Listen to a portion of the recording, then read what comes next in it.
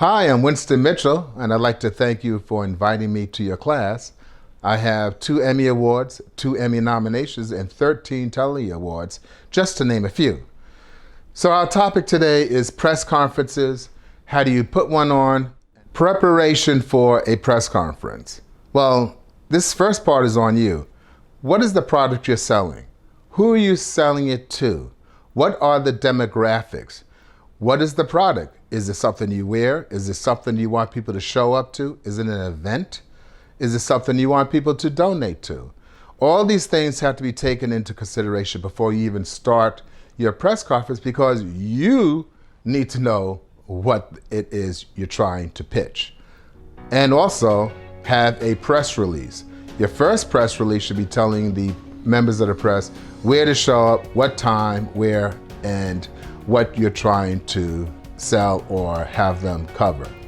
Then the second thing is your press release that explains everything in detail about the who, what, where, when, and how of the person or thing you are trying to sell. Press release, very important. Make sure you send it out a day before the event, and you also send it out the day of the event. A week before you even do your press conference, you have to do a location scout. Where are you going to put the products? Where are you going to put the person that's going to be talking?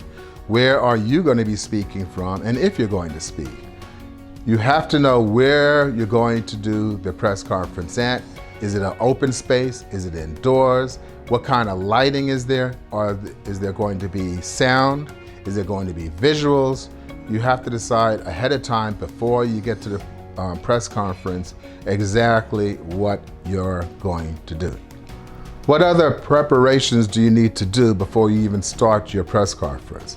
Well, 2 weeks before, go to where the location is. Make sure it's the correct location for the event you're giving.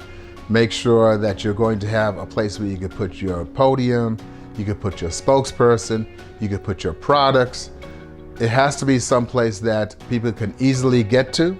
And also, once they get there, are they going to have easy access to your press conference? Preparation for your guest speaker and for you. Well, know your product. Have your lines written out. Don't try and wing it when you're in front of the camera. The press will know you're making it up. The public will know you're making it up as you go. Have a very detailed script on what you're going to say and how you're going to present it, because what you say and what you do at the press conference has to match the press release. How do you make the press happy? Well, make sure that your speaker or you speaks in sound bites. Sound bites is, you could be rambling on for an hour, but the sound bite is basically what they're going to take out to use for their news story or for their radio story. So how is marketing used in making you buy things? And some things, when you actually look deep, wow, why am I paying more for this? Why am I wearing this? Why do I want to follow the crowd? That's all a part of marketing. Let's talk about advertising and marketing. Why do you pay more for healthy items?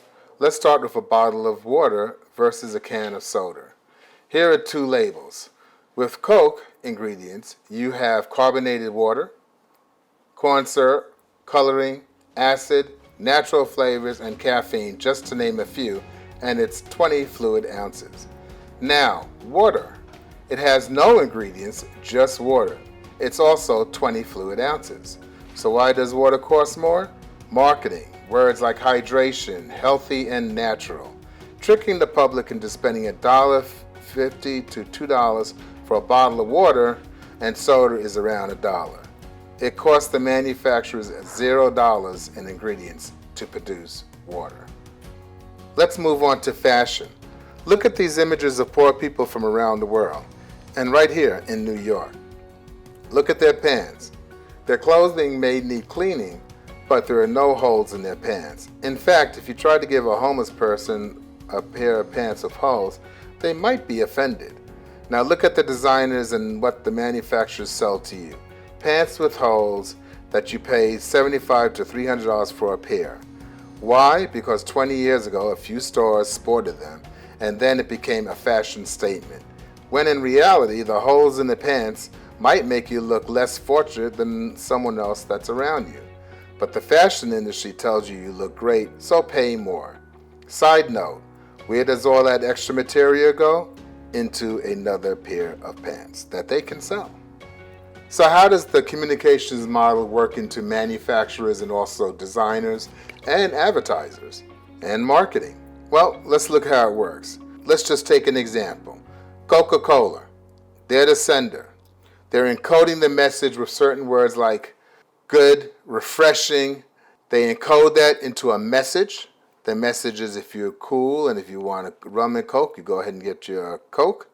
Then it's decoded into the receiver, which is you, and you take the information that they've sent to you unfiltered, thinking that the manufacturers and the marketing people are telling you this is good for you. The noise is all the information that goes in between that disrupts the information that you are hearing from the sender.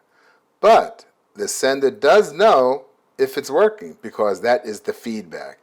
That's why they can charge you $70 to $300 for a pair of pants or $1.25 to $2 for a bottle of water when a can is only $1.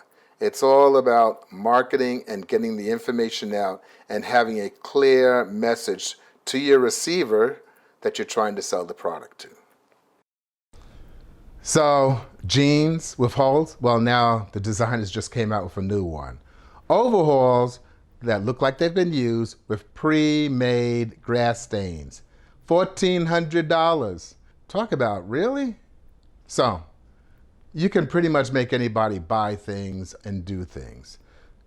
Careful though, sometimes you might have to put a spin on it because it might come back to bite you. So, I'm Professor Mitchell.